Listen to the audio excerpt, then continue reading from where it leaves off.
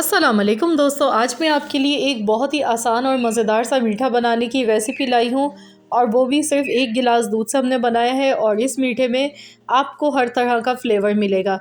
आपको इसमें रबड़ी, मलाई केक, शाही टुकड़े, रसमलाई, इन सब मीठों के आपको एक ही इस रेसिपी में फ्लेवर खाने को मिलेंगे और ये बहुत ही मज़ेदार मीठा है, तो ज़रूर बनाकर ट्राई कीजिएगा।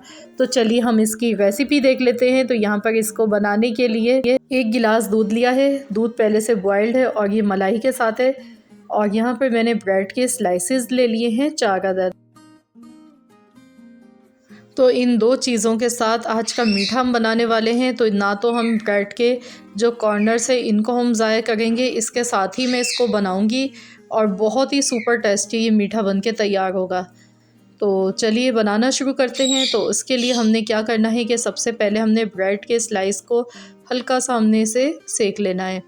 तो इसके लिए मैंने फ्राई पैन लिया है और इसमें मैं डाल दूँगी 1 टीस्पून घी।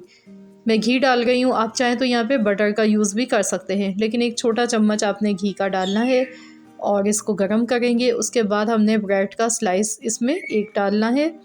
तो मैंने यहाँ पर देखिए गैस का जो फ्लेम है वो मीडियम ही रखा है और इसको अच्छी तरह से मैं सेक लेती हूँ जब तक कि खस्ता नहीं हो जाती है।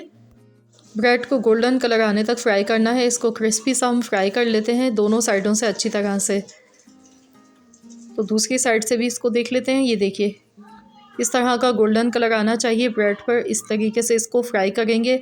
तो मैं इसको कोई शाही टुकड़ों की तरह डीपली फ्राई नहीं कर रही हूँ, क्योंकि हम जो आज की रेसिपी बना गए ना उसमें 4-5 किस्म के मीठों का आपको जायका मिलेगा एक ही इस मीठे में। और ये बहुत ही हेल्दी भी और बहुत ही मज़ेदार मीठा बन के तैयार होता है। तो यहाँ पर देखिए इसी तरीके से मैंने बाकी सारी ब्रेड को भी मैंने इसी तरह से फ्राई करके रख लिया है और मैं अब इसको कट कर लूँगी। तो बीच से इस तरह से ट्रायंगल शेप में काटेंगे और ये बड़े साइज़ की ब्रेड है तो इसलिए मैं इसको मज़ीद और भी इसको ट्रायंगल शेप में एक बार और काट लेती हूँ। इस तरह छोटे पीसेस में मैं इसकी कटिंग कर लेती हूँ। तो यहाँ पर देखिए इस तरीके से मैंने काट लिया है। तो बाकी तमाम ब्रेड के पीसेस को भी सेम इसी तरह से ट्रायंगल शेप में काट के रख लेते हैं। तो ये देखिए ब्रेड को मैंने काट के रख लिया है इस तरीके से। तो चलिए अब हम इसका अगला स्टेप देख लेते हैं। तो उसके लिए इसी पैन में जिसमें हमने ब्रेड को फ्राई किया था ना, सेम उसी पैन में ही देखिए मैंने दूध का 1 गिलास डाल दिया है। और मैंने ये पहले से बॉयल हुआ हुआ दूध था मेरे पास, वो यूज़ किया है। लेकिन ज़रूरी नहीं है, आपके पास जैसा भी दूध हो या पैकेट वाला हो आप यूज़ कर लीजिएगा।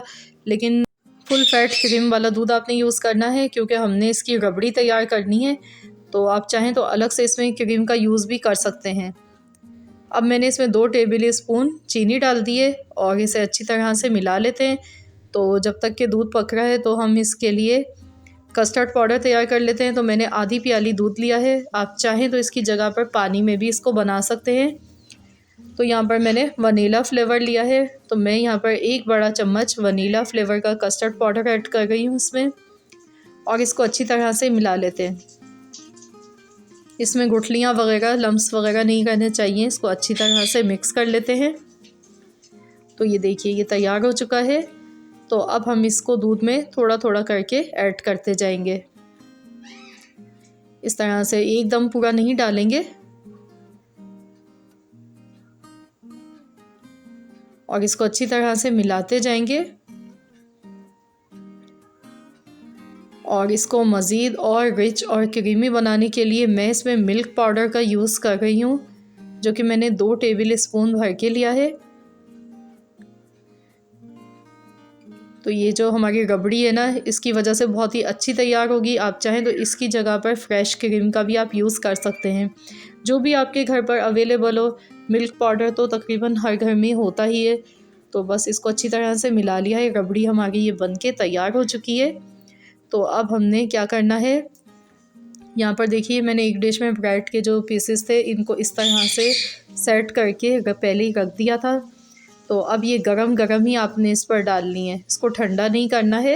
इस तरीके से हम इसे गरम गरम ही ऊपर से डालेंगे ब्रेड के पीसेस के ऊपर। तो ये देखिए मैंने ये डाल दी है। अब मैं इसमें थोड़े से ड्राई फ्रूट्स डाल रही हूँ, बारीक चॉप किए हुए बादाम, पिस्ते, काजू। तो ये 2 चम्मच भर के मैंने ऐड कर दिए हैं। और अब हम इसमें थोड़े से जो केक पर स्प्रिंकल करते हैं ना, तो ये वो मैं डाल रही हूँ इस पर। और चेरी डालेंगे और इसको अच्छा सा डेकोरेट कर लेंगे खूबसूरत सा। तो ये देखिए, अब मैं इसको फ्रिज में रख देती हूँ आधे घंटे के लिए और उसके बाद हम इसे सर्व कर लेते हैं। तो देखिए मैंने फ्रिज में इसको रख दिया था और ये ठंडा हो चुका है और देखिए दिखने में कितना यम्मी सा मज़ेदार लग रहा है, जो कि किसी भी मिठाई से बिल्कुल कम नहीं है। बहुत ही मज़ेदार ये डेज़र्ट बन के तैयार हुआ है और बहुत ही कम सामान के साथ बहुत ही लाजवाब। तो फ्रेंड्स आप भी ये बनाकर खाइएगा इस तरह से ये मीठा, और मेहमानों को बनाकर दीजिए। बहुत ही डिलीशियस और बहुत ही मज़ेदार है, बनाने में बहुत कम वक्त लगता है, मिनटों में बन जाता है। तो आई होप कि आप सबको आज की ये रेसिपी ज़रूर पसंद आई होगी। रेसिपी अच्छी लगी तो वीडियो को ज़्यादा से ज़्यादा लाइक भी कीजिएगा और फ्रेंड्स एंड फैमिली मेम्बर्स के साथ शेयर कीजिए। मिलते हैं इंशाल्लाह ताला नेक्स्ट वीडियो के साथ। तो जब तक के लिए अल्लाह हाफ़िज़।